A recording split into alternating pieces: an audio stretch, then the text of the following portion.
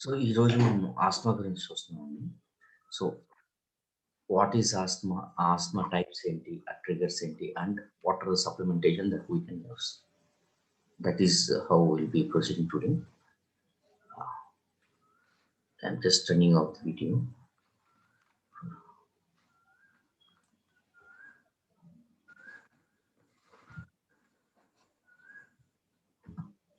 Yeah, asthma అనేది chronic inflammatory disorder of the airways అనమాట. Airways మన ఊపిరితిత్తులకెళ్ళే పైప్స్ ఉంటాయి కదా మన బాడీలో. ఆ ఊపిరితిత్తులకెళ్ళే వాల్వ్స్‌లో ఇన్ఫ్లమేటరీ డిసార్డర్ అంటే అది ఇట్ కెన్ బి స్వెల్లింగ్ అంటే కొంచెం వేడిగా స్వెల్లింగ్ ఇలా మల్టిపుల్ ఉంటాయన్నమాట అయ్యి. And chronic inflammation causes and increase in the airway hyper responsiveness. So ఈ క్రానిక్ ఇన్ఫ్లమేషన్ అనేది మన ఎయిర్వేకి హైపర్ రెస్పాన్సివ్‌నెస్ అనేది పెంచుతుందన్నమాట. That leads to recurrent episodes of wheezing, breathlessness, chest tightness and cough particularly at night or in early morning. So ఆ inflammatory disorder అనేది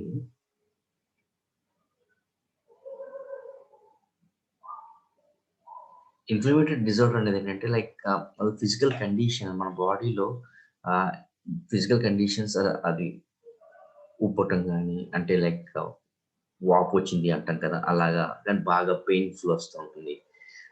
especially at time of infection అనమాట. Some kind of infection వచ్చినప్పుడు. So ఈ infection వచ్చినప్పుడు ఏమవుతుందంటే మన ఊపిరితిత్తుల్ని hyper responsiveness అంటే దానివల్ల ఏమవుతుందంటే మనకి ఊపిరి పీల్చుకోవడం చాలా ఇబ్బందవుతుంది. అంటే ఛాతీ పట్టేయటం గానీ, దగ్గు రావటం గానీ, ఈ ఇంకోటంటే వీజింగ్ అంటే ఏంటంటే పిల్లి కూతులు అంటాం కదా! మనం ఊపిరి పీల్చుకుంటున్నప్పుడు కోతులొస్తా ఉంటాయి. పిల్లి కూతులొస్తా ఉంటాయి కొంతమందికి పడుకున్నప్పుడు కూడా. అయ్యన్నమాట. అవి ఎక్కువగా ఏంటంటే రాత్రి ఇంకా ఎర్లీ మార్నింగ్ అప్పుడు వస్తూ ఉంటాయి. And asthma causes inside walls of airways or bronchial tubes to become swollen or inflamed. అప్పుడు అదే ఇందాక వాల్వ్స్ ఉన్నాయి కదా బాడీలో లంగ్స్‌కెళ్ళే వాల్వ్స్ అనేయి ఈ ఆస్తమా వచ్చినప్పుడు ఏంటంటే స్వెల్ అయిపోతాయి అన్నమాట. యాహ్! సో ఇది ఒక టిపికల్ ఇమేజ్ అండి ఫర్ ఆస్తమా వచ్చినప్పుడు. ఇప్పుడు లెఫ్ట్ సైడ్ ఉంది నార్మల్ ఎయిర్‌వే. ఆ వాల్వ్ అనేది ప్రాపర్ కండిషన్‌లో ఉన్నప్పుడు ఎలాగుంది అనేది చూపిస్తారు. అంటే మనకు ఆ వాల్వ్ అనేది ఎయిర్ గ్యాప్ అనేది ప్రాపర్‌గా ఉంది. సో, మనం ఊపిరి పీల్చుకున్నప్పుడు, వదిలినప్పుడు ఫ్రీగా ఉంటుంది. That is relaxed smooth muscles. ఇప్పుడు ఆస్థమాటిక్ ఎయిర్‌వే అంటే ఆస్తమా వచ్చినప్పుడు కొంచెం స్వెల్ అయిపోయింది. మిడిల్‌ది చూస్తే. ఆహ్, స్వెల్ అయిపోయి మీకు కొంచెం ఇబ్బంది అవుతా ఉంటుంది. ఎప్పుడైతే ఆహ్, వాల్ థిక్ అయిపోతుందో అంటే ఆస్మాటిక్ అంటే డ్యూరింగ్ మనకు ఆస్త్మా అటాక్ వస్తుందనుకోండి. ఆ టైంలో మీరు రైట్ కార్నర్ మీరు చూస్తే వాల్వ్ అనేది ఇంకా బల్జ్ అయిపోయి ఇంకా అంటే టైట్ కూడా అయిపోతుంది ఇక్కడ. ఇప్పుడు మీరు ఈ పార్ట్ చూస్తే ఇక్కడ అది ఎలా ఉంది అంటే కొంచెం క్రంచ్ కిందంటే బిగించుకున్నట్టు అయిపోయింది చూసారా? అలాగ అయిపోయి వాల్వ్ కూడా టైట్ అయిపోయినప్పుడు మనకు ఆస్మాటిక్ ఎఫెక్ట్ కొంచెం సివియర్ అవుతుందనమాట. ఈ మజిల్ అనేది బాగా అరౌండ్ టైటన్ అయిపోయి and it becomes difficult for air to move in and move out of the lungs. ఇప్పుడు మనం డిఫరెంట్ టైప్స్ ఆఫ్ ఆస్తమాస్ చూస్తున్నాం. అందులో ఫస్ట్ టైప్ వచ్చేసి చైల్డ్ ఆస్తమా అనమాట. ఆస్తమా అంటే పిల్లల్లో ఆస్తమా అనేది చాలా కామన్ కింద అయిపోతుంది. 2017లో అది మనం ఇక్కడ గణాంకాలు చూస్తుంటే 9.7% of children of between 5-14 years వాళ్ళందరూ కూడా ఆస్తమా వచ్చింది. అంతే కాకుండా 0-4 ఇయర్స్‌లో కూడా 4.4% ఆఫ్ చిల్డ్రన్స్‌కి ఆస్తమా ఎఫెక్ట్ వచ్చింది. And in the same year 7.7% of people aged 18 years and over కూడా ఆస్తమా ఇంపాక్ట్ అయింది. అండ్ ఇది 2016కి దగ్గర దగ్గర ఒక 2,50,000 2.5 బిలియన్ కింద కౌంట్ చేశారు. Whereas in 2020 it has increased a lot. According to American Lung Association some common trigger points ఏంటి childhood asthma కంటే రెస్పిరేటరీ ఇన్ఫెక్షన్స్ అటు ఊపిరితిత్తుల ఇన్ఫెక్షన్స్ కానీ, కోల్డ్ గానీ అండ్ ఆళ్ళ చుట్టూరు స్మోక్ చేసేవాళ్ళు ఎక్కువ ఉన్నా గానీ, ఆళ్ళకి allergies towards air pollutants including ozone ఇయి ఉన్నాయి గదా! అయి కూడా ఇంపాక్ట్ అవుతాయన్నమాట. ఇండోర్ అండ్ ఔట్‌డోర్ కూడా చాలా ఇంపాక్ట్ అవుతూ ఉంటాయి. చిన్నపిల్లలకి ఎస్పెషల్లీ మనం ఎప్పుడు తలుపులు మూసేసి ఉంటూ ఉంటాం చూసారా? అది కూడా కైండ్ ఆఫ్ కారణం అనమాట వాళ్ళకి. Exposure to cold air, sudden changes in temperature. చిన్న పిల్లలకి స్ట్రెస్ ఎక్కువగా ఓవర్ ఎక్సర్‌సైజెస్ చేసినా కూడా దట్ విల్ ఇంపాక్ట్ లంగ్ అనమాట. Lung infection. And the second one is adult onset asthma. ఇదొక రకము. According to American Lung Association, ఆరుగురిలో ఒకళ్ళకి ఇది ఎఫెక్ట్ అవుతుంది ఆస్తమా. అది ఎందువల్ల అంటే ఆక్యుపేషనల్ ఎక్స్‌పోజర్స్ వల్ల. Substances that causes asthma symptoms are called యాస్పోజన్స్.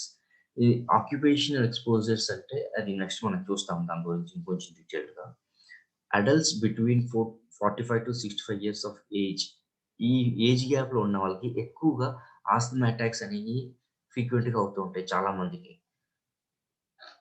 And ఇంకోటేంటంటే పాసిబుల్ రీజన్ ఇంకోటేంటంటే మనకి అలర్జీస్ కూడా ఈ ఆస్తమాకి మాక్సిమం ట్రిగ్గర్ చేస్తా ఉంటాయి బాడీలో. అండ్ వేరియస్ ఇంకా చాలా అలర్జీస్ ఏ ఏముంటాయంటే ఆస్తమా సింప్టమ్స్ ఈ వయసులో సిగరెట్ స్మోక్ ఒకటి, కెమికల్స్ ఎక్కువ పీల్చుకోవటం, డస్ట్, పొల్యూషన్ ఇవన్నీ. And occupational asthma. Occupational asthma వచ్చేసి మన లెఫ్ట్ సైడ్ చూస్తే డిఫరెంట్ టైప్స్ అన్నమాట. సమ్ ఆఫ్ ద ఎగ్జాంపుల్స్ అంటే ఇవన్నీ కూడా ఆస్తమాకి ఇంపాక్ట్ అవుతుంది. ఫ్యాక్టరీ పొల్యూషన్ గానీ, ట్రాఫిక్ పొల్యూషన్స్ గానీ, ఆళ్ళ రెగ్యులర్ వర్క్ బేకరీలో చేసే ఆటిల వల్ల కూడా ఆళ్ళకి పొల్యూషన్స్ వచ్చేస్తా ఉంటాయి. ఆక్యుపేషనల్ ఆస్తమా ఏంటంటే, మనం చేసే డైలీ యాక్టివిటీస్‌లో మనం ఎంత ఎక్స్‌పోజర్ అయిపోతున్నామో, ఆ రెస్పెక్టివ్ ఎన్వైర్న్‌మెంట్‌కి దానివల్ల మన ఊపిరితిత్తులనేవి ఇబ్బంది పడుతూ ఉంటాయి. ఇప్పుడు ఫాలోయింగ్ వర్క్ ప్లేసెస్‌లో అలర్జీస్ మీకు ఎవరికైనా కొంచెం అలర్జీస్ ఉందనుకోండి, కొంచెం సెన్సిటివిటీ ఉందనుకోండి డస్ట్ అలర్జీస్‌కి. ఆళ్ళకి ఎగ్జాంపుల్ ఆళ్ళకి బేకరీ ఫ్లోర్ సీట్‌లో పనిచేస్తున్నారు. కిచెన్‌లో ఎక్కువ ఉంటున్నా గాని, ఇల్లు దులుపులు చేస్తున్నారు. ఆళ్ళకేంటంటే ట్రిగ్గర్ అవుతూ ఉంటాయి ఆస్తమా అనేది. చిన్నప్పుడు అటాక్ అయ్యి ఉంటది. When they are exposed to these kind of atmospheres, ఆ చిన్నప్పుడు ఉన్నది మనకేంటంటే పెద్దగా అయిపోతాయన్నమాట. ఇప్పుడు మనకది ఆస్తమా చిన్నప్పుడు మనకి బ్రీతింగ్ ప్రాబ్లమ్ ఉండుంటుండొచ్చు. చాలా మందికి చిన్న పిల్లలకి ఉంటుంటుంది. కానీ వెన్ ఈ కైండ్ ఆఫ్ అట్మాస్ఫియర్స్‌లోకి ఎక్కువగా ఎక్స్‌పోజర్ అయ్యారనుకోండి, then they will have severe attacks అన్నమాట. అదేంటంటే ఆహ్, పడుకున్న దాన్ని నిద్ర లేపుతున్నట్టు అయిపోతుందన్నమాట ఇది. And hospitals and other health care settings, pet zoos, laboratories ఇయన్నీ కూడా ఎగ్జాంపుల్స్ అనమాట. Farms and other agricultural settings. అందుకే కొంతమంది కొంచెం ఆస్తమా సింప్టమ్స్ ఉన్న వాళ్ళకి ఎక్కువగా పెట్స్‌కి దగ్గరగా ఉండొద్దు అంటారు. ఎందుకంటే అది బ పెంపొందిస్తది బాగా ఆస్తమా సింప్టమ్స్‌ని. అండ్ ఇంకోటి అంతే కాకుండా ఎవరికైతే హైయర్ రిస్క్ ఉంటుంది అంటే స్మోక్ చేసే వాళ్ళకి ఆహ్, అల్ అ అలర్జీ ప్రతి దానికి కొంచెం అలర్జీ ఫీల్ ఉంటుంది కదా కొంతమందికి అయ్యి. అంతే కాకుండా ఎవరికైనా history of asthma or environmental allergies ఉంటాయో వాళ్ళందరూ కూడా when they are exposed to this kind of pollutional atmosphere or occupation they should be very careful అన్నమాట. A person's work environment can trigger a return of childhood asthma or start of adult onset asthma.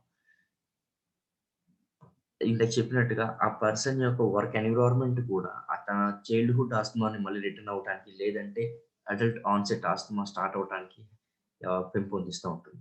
అంతేకాకుండా ఇంకొన్ని occupations ఏమున్నాయంటే car repairs, manufacturing, engineering, metal works, wood work, carpentry, electronics and industries ఇయన్నీ కూడా different types of occupations where they can get exposed and there are chances of getting asthma.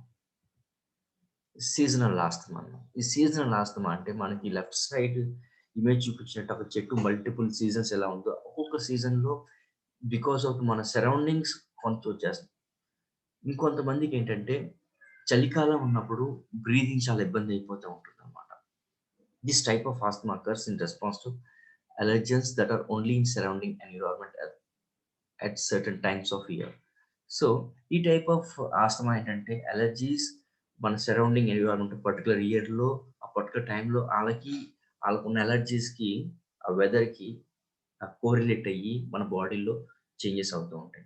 ఇప్పుడు కొంతమందికి సర్వసాధారణంగా asthma ఉన్న వాళ్ళకేంటంటే చలి చలికాలం సరిగ్గా ఎక్కువగా పడదు. వర్షాకాలం గాని, చలికాలం గాని టెంపరేచర్ అంటే తగ్గినప్పుడు ఆహ్, ఆస్తమా సింప్టమ్స్ ఎక్కువొచ్చేస్తా ఉంటాయి. Asthma allergies commonly cause breathing trouble for people with asthma by increasing lung inflammation. So ఆ బ్రీతింగ్ ప్రాబ్లం లంగ్ ఇన్ఫ్లమేషన్ అంటే నేను చెప్పినట్టు లంగ్ అనేది సాల్వ్ అవుతుంది. ఇన్ఫ్లమేషన్ అంటే ఏంటంటే మన బాడీలో కైండ్ ఆఫ్ డిఫెన్స్ మెకానిజం అనమాట. ఆ డిఫెన్స్ మెకానిజం ఎప్పుడైతే ఇంపాక్ట్ అవుతుందో అప్పుడు అదొక ట్రిగర్ అనమాట. That is a trigger point where hour particular body gets swollen. Triggering symptoms examples coughing కానీ, పిల్లగొత్తులతో ఊపిరి పీల్చుకోవటం కానీ, ఊపిరి తగ్గిపోవటం కానీ, ఇవన్నీ కూడా కైండ్ ఆఫ్ సిమ్టమ్స్ ఉన్నాయి. For example cold air in the winter or pollen in the spring or summer may trigger symptoms of seasonal asthma. ఇవన్నీ కూడా టైప్ ఆఫ్ సిమ్టమ్స్ అనమాట సీజనల్ ఆస్మాలో.